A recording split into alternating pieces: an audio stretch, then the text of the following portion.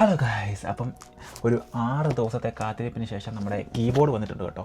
ഇത് ഔലയുടെ hero 68H എന്ന് പറയുന്ന ഒരു മാഗ്നറ്റിക് കീബോർഡാണ്. മെക്കാനിക്കൽ അല്ല, മാഗ്നറ്റിക് കീബോർഡാണ്. ഓക്കെ, അപ്പോൾ നമുക്കിത് അൺബോക്സ് ചെയ്യാം. ഞാൻ ASMR ഒന്നും ഇടുന്നില്ല കേട്ടോ, കാരണം നമുക്ക് നേരെ അൺബോക്സ് ചെയ്യാം.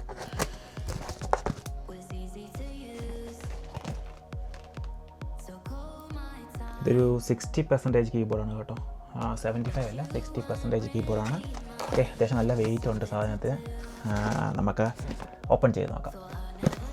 സേഫ്റ്റി ഇൻഫർമേഷൻ, കേബിള്, നമ്മുടെ കീ പ്ലഗ് ചെയ്തെടുക്കുന്നത് ഒരു സംഭവം കിട്ടിയിട്ടുണ്ട്.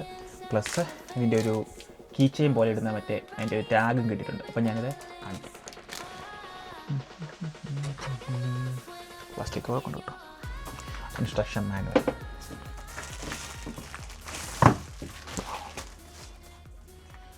ഇതാണ് കീബോർഡ്, വൈറ്റ് കീബോർഡാണ്. എങ്ങനെയുണ്ട്? എനിക്ക് ഇതിൻ്റെ കളർ ഭയങ്കര ഇഷ്ടപ്പെട്ടു, അതുകൊണ്ടാണ് ഞാനിത് ഓർഡർ ചെയ്തത്. അടിപൊളി കീബോർഡാണ്, നല്ല രസമാണ് കാണാൻ.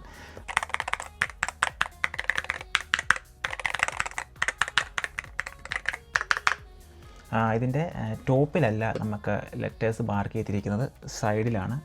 ഇവിടാണ് ഇങ്ങനെ ലെറ്റേഴ്സ് മാർക്ക് ചെയ്തിരിക്കുന്നത്. ഓക്കെ, അപ്പം ഞാനിത് കണക്ട് ചെയ്തെല്ലാം കാണിച്ചു തരാം.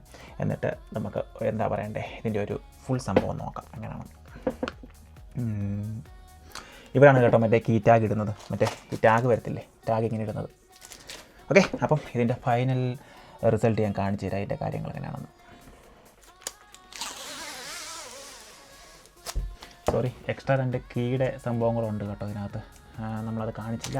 പിന്നെ അതുപോലെ തന്നെ കീ ചെയിൻ ലോക്ക് ചെയ്യുന്ന പോലത്തെ സംഭവത്തിൻ്റെ അതിൻ്റെ സ്ക്രൂവ്.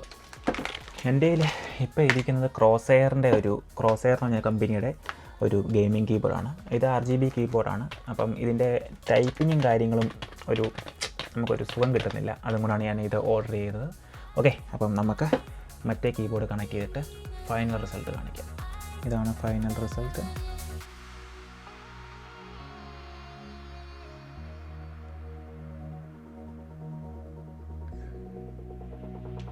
അപ്പം അത്രയൊക്കെ ഉള്ളൂ ഔല 68H, ഹീറോ 68Hയുടെ വിശേഷങ്ങൾ.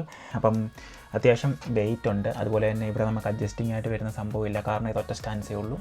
ഇവരാണ് ഇങ്ങനെയാണ് ഇരിക്കുന്നത്. അപ്പം ഞാൻ ഇത് യൂസ് ചെയ്ത് നോക്കിയിട്ട് ഒരു മാസമൊക്കെ യൂസ് ചെയ്ത് നോക്കിയിട്ട് ഈ വീഡിയോയുടെ കമൻറ്റ് ബോക്സിൽ തന്നെ അതിൻ്റെ അഭിപ്രായങ്ങൾ പറയുന്നതായിരിക്കും. ഓക്കെ, അപ്പം അത്രയൊക്കെ ഉള്ളൂ ഈ വീഡിയോ. അപ്പം പുതിയൊരു വീഡിയോ ഒക്കെ കാണുന്നതായിരിക്കും.